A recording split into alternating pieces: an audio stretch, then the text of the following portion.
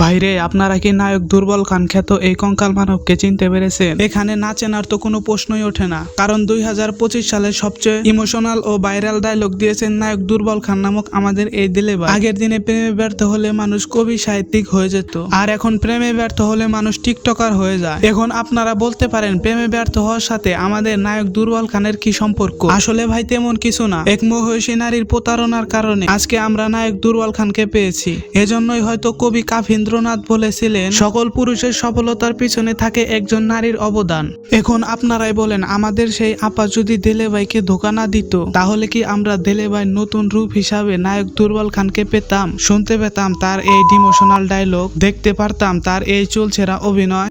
তবে আপনারা মানেন আর নাই মানেন, নায়ক দুর্বল খান কিন্তু আমাদের দেশের একজন গণ্যমান্য গায়ক, নায়ক এবং কবি হিরো আলমের ভাত মারার চেষ্টা করছে। এখন আপনারা বলতে পারেন, হিরো আলম তো সাকিব আল হাসানের মতো অলরাউন্ডার, যে কিনা উগান্ডা গিয়ে ডজন খানিক হলিউড মুভিতে অভিনয় করেছে। স্বপ্নযোগে কবি রবীন্দ্রনাথ ঠাকুরের সাক্ষাৎ নিয়ে হাজার খানেক কবিতা আমাদের উপহার দিয়েছে। তার নিজের লেখা শত শত গান আমাদের কান বরাবর ছুঁড়ে মেরেছে। এ সকল কিছু করেও যখন দেখলো তার প্রতিবার ট্যাঙ্কি এক কানেও খালি হয়নি, তখন আমাদের দেশের একজন গণ্যমান্য জঘন্য রাজনীতিবিদ কাওয়া কাদের খ্যাত অবৈধ কাকুর সাথে খোলা মাঠে ওপেন চ্যালেঞ্জ দিয়ে নির্বাচন করতে গিয়ে আমাদের হাসু আপার গাঁও লীগের কর্মীদের হাতে 2-3 বার গণদোলাই খেলো। এরপরেও কিন্তু সে থামেনি। এখন সে তার প্রিয়তমাকে সাথে নিয়ে বিভিন্ন ইভেন্ট এবং মঞ্চে মঞ্চে নেচে গিয়ে আমাদের বিনোদন দিয়ে যাচ্ছে। নায়ক দুর্বল খান কি পারবে আলম ভাইয়ের মতো এত অপমান সহ্য করতে?